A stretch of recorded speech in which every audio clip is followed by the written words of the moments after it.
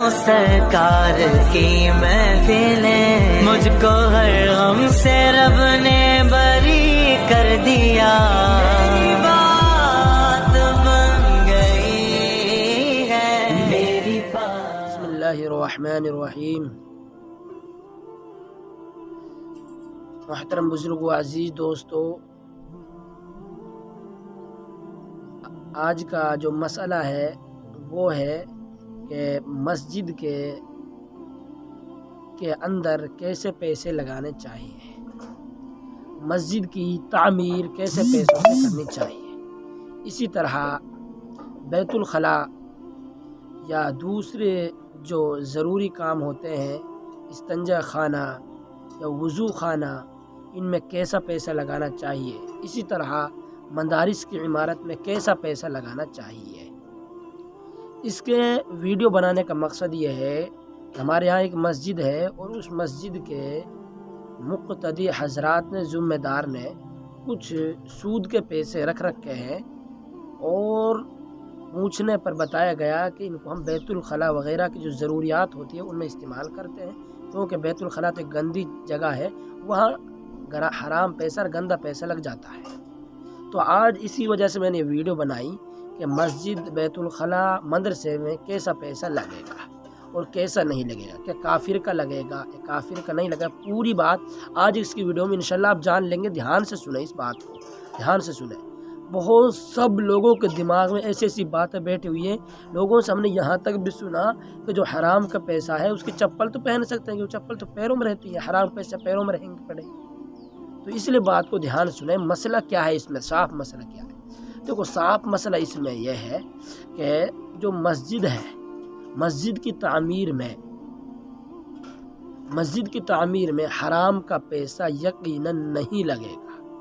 اگر آپ نے حرام کا پیسہ، سود کا یا کسی اور چیز کا پیسہ لگا دیا مسجد کی تعمیر میں، اور آپ اس میں نماز ادا کر رہے ہیں، تو آپ کی نماز بھی مکروہ ہوگی۔ یہاں تک لکھا ہے فتاوی دارالعلوم میں، اس کی نماز بھی مکروہ ہوگی۔ اس لیے کیا ہے، مسجد میں حرام کا پیسہ بالکل نہیں لگے گا۔ اسی طرح مدرسے میں بھی حرام کا پیسہ بالکل نہیں لگے گا، جائز پیسہ لگے گا۔ رہی آخری جو بات ہے بیت الخلا، استنجے خانے، ٹوائلٹ وغیرہ کا مسئلہ، کیا ان میں، یہ تو گندی جگہ ہے، ان میں گندا پیسہ لگ جائے گا؟ دیکھو، یہ میرے اور آپ کی اور شیطانی باتیں ہیں، اور یہ شیطانی دھوکہ ہے کہ وہاں گندی جگہ ہے تو گندا پیسہ لگ جائے گا۔ یقیناً ایسا نہیں ہوگا۔ آپ کے جو بینک کے، کیونکہ بینک سے جو سود ہمیں ملتا ہے، اس کا جو اوپر کا پیسہ ہوتا ہے، روپیے ہوتے ہیں، ان کو ہم خرچ کرتے ہیں اور مسجد بیت الخلا میں لگاتے ہیں۔ تو اس بات کو سمجھ لیں، حرام کا پیسہ چاہے کیسا بھی ہو، جس طرح مسجد میں نہیں لگے گا، اسی طرح وہ بیت الخلا میں نہیں لگے گا، اسی طرح استنجا خانوں میں نہیں لگے گا، وضو خانوں میں نہیں لگے گا۔ جس طرح مسجد کی تعمیر میں نہیں لگ سکتا، اسی طرح کہیں بھی وہ نہیں لگے گا۔ اس کا جو مصرف ہے وہ ہے غریبوں کو بغیر ثواب کے دے دینا۔